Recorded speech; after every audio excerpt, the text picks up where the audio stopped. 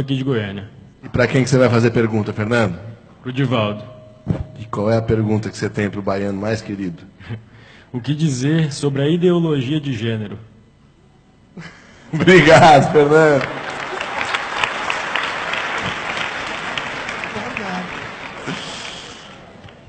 Pinga fogo, Di.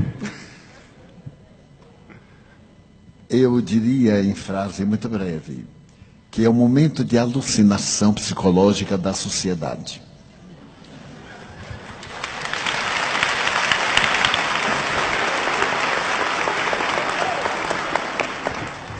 Em uma entrevista que recomendamos, Iraci Campos, do Centro Espírita Joana de Ângeles, da Barra da Tijuca, entrevistou o nosso Haroldo a esse respeito. E as respostas, como as perguntas, muito bem elaboradas, propiciaram a Haroldo abordar a questão do ponto de vista legal, moral, espírita e social. Vale a pena, portanto, procurar na internet esse encontro de Iraci Campos com Haroldo Dutra. Haroldo disse, em síntese, eu peço licença a ele, que se trata de um momento muito grave da cultura social da Terra e que é naturalmente algo que deveremos examinar em profundidade, mesmo porque nós vamos olhar a criança, graças à sua anatomia, como sendo o tipo ideal. E a criança, nesse período, não tem discernimento sobre o sexo. A tese é profundamente comunista e ela foi lançada por Marx, sob outras condições, que a melhor maneira de submeter um povo não era escravizá-lo economicamente, era escravizá-lo moralmente. Como nós vemos, através de vários recursos que têm sido aplicados no Brasil nos últimos 9 anos, 10, em que o poder central tem feito todo o esforço para tornar-se o patrão de uma sociedade em plena miséria econômica e moral. Porque os exemplos de algumas dessas personalidades são tão aviltantes e tão agressivos que se constituíram legais e, porém, nunca morais. Todas essas manifestações que estamos vendo, graças à República de Curitiba, cujo presidente é o Dr. Moro, e deve ser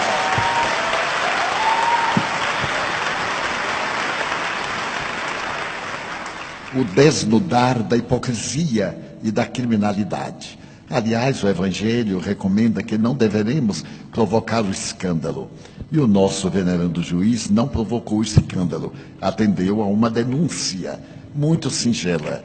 E, no entanto, levantou o véu que ocultava crimes hediondos, profundos, desvio de dinheiro que poderia acabar no Brasil com a tuberculose, com as enfermidades que vem atacando recentemente, poderia educar toda a população e dar-lhe o que a nossa Constituição exige: trabalho, repouso, dignidade, cidadania.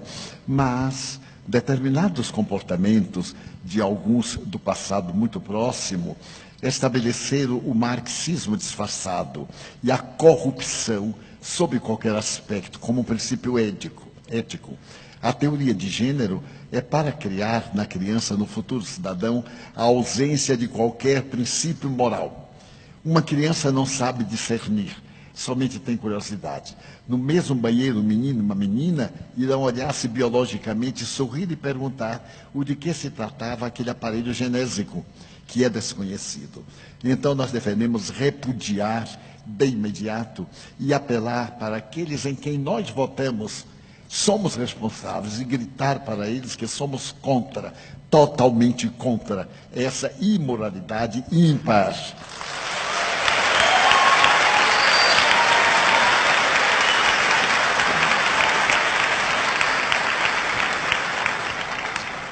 Vão me perdoar uma blasfêmia agora para adultos. Os espíritas somos muito omissos.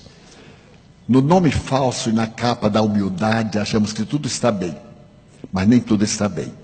É necessário que nós tenhamos voz. O apóstolo Paulo jamais silenciou ante o crime, a imoralidade, e Jesus, muito menos. Ele deu a César o que era de César. mas não deixou de dar a Deus o que é de Deus. Muitas aberrações nós silenciamos. Afinal, disfarçadamente, vivemos numa república democrática. E os nossos representantes lá chegaram pelo nosso voto. Já está na hora de acabar de votar por uma opercata japonesa. Já está na hora de deixar de votar por causa do emprego que vai dar ao nosso filho. Pensarmos na comunidade. Uma comunidade justa não faltará emprego para todos. Uma sociedade justa, de homens de bem, de mulheres dignas, naturalmente estabelecerá as leis de justiça e de equidade. Então nós evitaremos essas aberrações. O aborto provocado, esse crime hediondo que está sendo tentado tornar-se legal, por mais que seja legal, nunca será moral. Não somos contra quem aborta por essa ou aquela razão. Falamos em tese, matar é crime, seja qual for a aparente justificativa. E agora, com a tese de gênero, estamos indiferentes. E de um momento para outro, pela madrugada, os nossos dignos representantes adotam. Falávamos ontem a respeito de cartilhas do Ministério da Educação depravadas para corromper as crianças e que as escolas estão devolvendo ao Ministério. Que Ministério de Educação é esse? Que estabelece fatos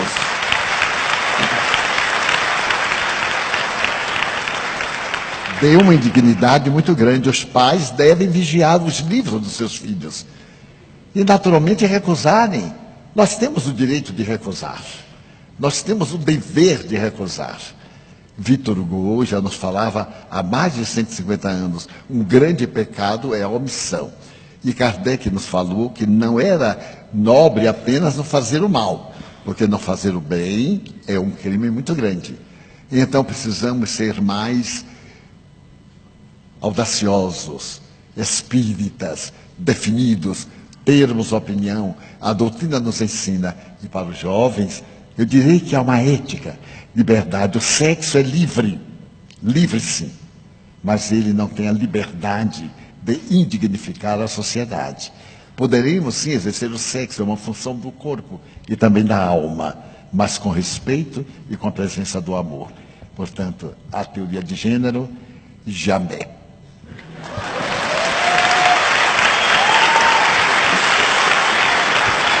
Muito bem.